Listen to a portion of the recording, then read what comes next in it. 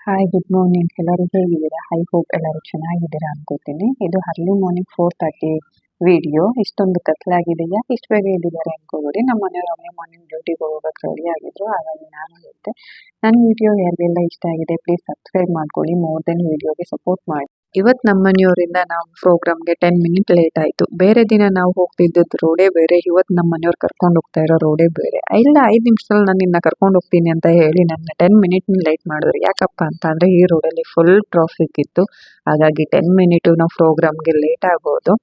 ಏನು ಪ್ರೋಗ್ರಾಮ್ ಅಂತ ಕೇಳ್ತೀರಾ? ನಮ್ಮ ಮನೆಯವ್ರ ಯೂನಿಟಲ್ಲಿ 1 ವಾರದಿಂದ ಪ್ರೋಗ್ರಾಮ್ ನಡೀತಿದೆ. ಪ್ರತಿನಿತ್ಯ ಯೋಗ, ಕರಾಟೆ, ದೆನ್ ಡ್ಯಾನ್ಸ್ ಆಗಿರ್ಬೋದು, ಆರ್ಟ್ ಆ್ಯಂಡ್ ಕ್ರಾಫ್ಟು, ಪೇಂಟಿಂಗ್, ಹೀಗೆ ಪ್ರತಿನಿತ್ಯನೂ ಒಂದೊಂದು ಆಕ್ಟಿವಿಟಿನ ಕಂಡಕ್ಟ್ ಮಾಡಿದ್ದಾರೆ. ಈ ಆಕ್ಟಿವಿಟಿಯಿಂದ ನನಗಂತೂ ತುಂಬಾನೇ ಖುಷಿ ಆಗಿದೆ. ಯಾಕೆಂದರೆ ಪ್ರತಿನಿತ್ಯನೂ ಬರೀ ನಾವು ಮನೇಲೇ ಇರ್ತಿತ್ತು, ಮನೇಲಿ ಕೆಲಸ ಮಾಡ್ಕೊಂಡು ಇದೇ ಆಗ್ತಿತ್ತು. ಒಂದು ಸ್ವಲ್ಪ ಮೈಂಡ್ಗೆ ಫ್ರೆಶ್ ಆಗಬೇಕು ಅಂತಂದರೆ ನಮಗೆ ಬೇರೆ ಆಕ್ಟಿವಿಟಿ ಬೇಕಾಗಿತ್ತು. ಹಾಗಾಗಿ ಇವ್ರ ಯೂನಿಟಿಂದ ನಮಗೆ 1 ವಾರದಿಂದನೂ ನಮಗೆ ಈ ಥರ ಕ್ಲಾಸ್ಗಳನ್ನ ಕಂಡಕ್ಟ್ ಮಾಡಿಕೊಡ್ತಾ ಇದ್ದಾರೆ.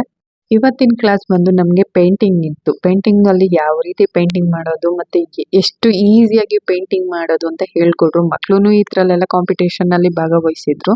ತುಂಬಾ ಈಸಿಯಾಗಿ ನಾವು ಕಲಿತು. ಈ ಹುಡುಗ ಬಂದು ನಮ್ಮ ಮನೆ ಪಕ್ಕದ ಮನೆ ಹುಡುಗ. ಈ ಹುಡುಗನೂ ಸುಧಾ ನಮ್ಮ ಕಾಂಪಿಟೇಷನ್ ಬಂದಿರು. ಈ ಸರ್ ತುಂಬಾ ಚೆನ್ನಾಗಿ ಡ್ರಾಯಿಂಗ್ ಮಾಡೋದನ್ನ ಹೇಳ್ಕೊಟ್ರು. ಹಾಗೆಯೇ ಇವರು ನಮಗೆ ಆರ್ಟ್ ಆ್ಯಂಡ್ ಕ್ರಾಫ್ಟಲ್ಲೂ ಸಹ ಹೇಳ್ಕೊಟ್ರು. ಮತ್ತು ಮೇಡಮು ಅಷ್ಟೇ ಚಿತ್ರಗಳನ್ನ ಯಾವ ರೀತಿ ಬಿಡಬೇಕು ಸ್ಟೆಪ್ ಬೈ ಸ್ಟೆಪ್ ಅಂತೂ ನಮಗೆ ವಿವರಣೆ ಮಾಡಿ ಹೇಳ್ಕೊಡ್ತಾ ಇದ್ರು. ತುಂಬಾ ಚೆನ್ನಾಗಿ ಗೈಡ್ಲೈನ್ ಸಹ ಮಾಡ್ತಾ ಇದ್ರು.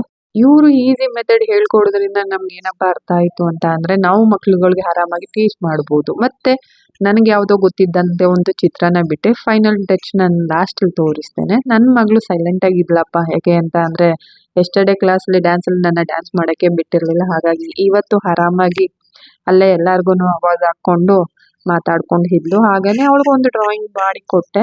ಹಾಗೆ ಪೆನ್ಸಿಲ್ನ ತೊಗೊಂಡು ಹಂಗೆ ಸ್ಕೆಚ್ ಹಾಕ್ತಾ ಇದ್ಲು. ಅಲ್ಲಿದ್ದವ್ರಿಗೂ ಅವಾಜ್ ಹಾಕೋದಂತೂ ಬಿಟ್ಟಿಲ್ಲ, ಮನೇಲೂ ಅವಾಜ್ ಜಾಸ್ತಿನೇ ಹಾಕ್ತಾಳೆ. ಹಾಗಾಗಿ ಫ್ರೀಯಾಗಿರಲಿ ಅಂತ ನಾನು ಬಿಟ್ಟೆ. ಎಲ್ಲರೂ ಚಿತ್ರ ಬಿಡೋದ್ರಲ್ಲಿ ಫುಲ್ಲು ಇನ್ವಾಲ್ವ್ ಆಗಿದ್ದಾರೆ. ಫೈನಲಿ ನಾನು ಚಿತ್ರನ ಬಿಟ್ಟೆ. ಹೇಗೋ ಬಿಟ್ಟಿದ್ದೀನಿ, ನಾನಂತೂ ಡ್ರಾಯಿಂಗರ್ ಅಲ್ಲ, ಹಾಗಾಗಿ ನನಗೆ ಗೊತ್ತಿರೋ ಚಿತ್ರ ಬಿಟ್ಟೆ. ನಾನು ಮುಗಿಸ್ಕೊಂಡು ಮನೆಗೆ ಬಂದೆ. ಮನೆಗೆ ಬಂದ ತಕ್ಷಣ ಒಂದು ಸರ್ಪ್ರೈಸ್ ಇತ್ತು. ಇವತ್ತು ಪ್ರೇಮಿಗಳ ದಿನ. ನಮ್ಮ ಮನೆಯವರು ಆನ್ಲೈನಿಂದ ಕೇಕ್ ಆರ್ಡ್ರ್ ಮಾಡಿದ್ರು. ತುಂಬಾ ಖುಷಿ ಆಯಿತು. ಯಾಕೆಂದರೆ ಅವರು ಮಾರ್ನಿಂಗಿಂದ ನನಗೆ ಒಂದು ವಿಶ್ ಕೂಡ ಮಾಡಿರಲಿಲ್ಲ. ಆ ಕೇಕನ್ನೆಲ್ಲ ಓಪನ್ ಮಾಡಿದೆ. ತುಂಬಾ ಖುಷಿಪಟ್ಟೆ. ಯಾಕೆಂದರೆ 4 ವರ್ಷದಿಂದ ನಾವು ಪ್ರೇಮಿಗಳ ದಿನಾಚರಣೆ ಸೆಲೆಬ್ರೇಟೇ ಮಾಡಿರಲಿಲ್ಲ. ಯಾಕೆ ಅಂತ ಅಂದರೆ ಇವರು ಡ್ಯೂಟಿಲಿ ಇರ್ತಿದ್ರು, ನಾವು ಹೋಮ್ ಟೌನಲ್ಲಿ ಇರ್ತಿದ್ದೋ.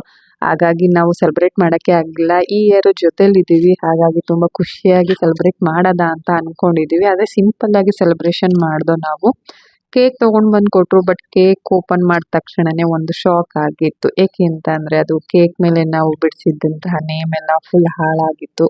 ಹೋಗ್ಲಿ ಬಿಡಿ ಅಂದ್ಕೊಂಡು ಸುಮ್ಮನಾದೆ. ಮತ್ತೆ ಯಾಕೆ ಕಂಪ್ಲೇಂಟ್ ಮಾಡೋದು ಅವ್ರಿಗೆ ಪಾಪ ಅಂದ್ಕೊಂಡು ಆ ಕೇಕ್ನೇ ನಾವು ಕಟ್ ಮಾಡ್ದೋ. ಅದೊಂದು ಸ್ವಲ್ಪ ಬೇಜಾರಾಯಿತು. ನಾವೇನು ಅಂದ್ಕೊಂಡಿದ್ದೋ ಅಲ್ಲಿ ಬರ್ಸಿದ್ದೆಲ್ಲ ಇರಲಿಲ್ಲಲ್ಲ, ಸ್ವಲ್ಪ ಬೇಜಾರಾಯಿತು. ಓಕೆ ಅಂದ್ಬಿಟ್ಟು ನಮ್ಮ ಮನೆಯವರೆಲ್ಲ ಸೇರಿ ಡೆಕೋರೇಟ್ ಮಾಡ್ದೋ. ಸಿಂಪಲ್ಲಾಗಿ ಕೇಕ್ ಎಲ್ಲನೇ ಕಟ್ ಮಾಡ್ದೋ. ನನ್ನ ಮಗಳಂತೂ ತುಂಬಾ ಹ್ಯಾಪಿ ಮಾಡ್ತಾಳಪ್ಪ ಕೇಕ್ ಕಟ್ ಮಾಡೋಕ್ಕೆ. ಅವಳಿಗೇನೋ ಒಂಥರ ಖುಷಿ, ಅಮ್ಮ ಹ್ಯಾಪಿ ಬರ್ಡೇ ಕೇಕ್ ಕಟ್ ಮಾಡೋದ ಅಂತ ಹೇಳ್ತಾಳೆ. ಅವಳು ಈಗ ಸ್ವಲ್ಪ ಸ್ವಲ್ಪ ಮಾತು ಕಲಿತಾ ಇರೋದು. ಹಾಗಾಗಿ ಸೆಲೆಬ್ರೇಷನ್ ಮಾಡೋಕ್ಕೆ ತುಂಬಾ ಖುಷಿ ಆಯಿತು. ಯಾಕೆಂದರೆ ನೆಕ್ಸ್ಟ್ ಇಯರ್ ಇವ್ರ ಜೊತೆ ನಾವು ಇರ್ತೀವೋ ಇರೋಲ್ವೋ ಗೊತ್ತಿಲ್ಲ. ಅದೆಲ್ಲ ಆದಮೇಲೆ ನೈಟ್ ಡಿನ್ನರ್ಗೆ ರೆಡಿ ಆಯಿತು. ನನ್ನ ಮಗಳಿಗೆ ಚಪಾತಿ ಮಾಡಿಕೊಟ್ಟಿದ್ದೆ, ತಿಂತಾ ಇದ್ದಾಳೆ. ಇವತ್ತೇ ಅವಳು ಓನಾಗಿ ತಿಂತಾ ಇರೋದು. ಇಷ್ಟು ದಿನ ಎಲ್ಲ ನಾನೇ ತಿನ್ನಿಸ್ತಿದ್ದೆ. ಇವತ್ತೇ ಅದು ಯಾವ ದೇವರು ಅವಳು ಹೊರ ಕೊಡ್ತು ನಾನು ಕಾಣೆ. ಮತ್ತು ಈ ವಿಡಿಯೋ ಯಾರಿಗೆಲ್ಲ ಇಷ್ಟ ಆಗಿದೆ ಪ್ಲೀಸ್ ಸಪೋರ್ಟ್ ಮಾಡಿ, ಮತ್ತು ಸಬ್ಸ್ಕ್ರೈಬ್ ಆಗಿ ಹೀಗೇ ನನ್ನ ಸಪೋರ್ಟ್ ಮಾಡಿ.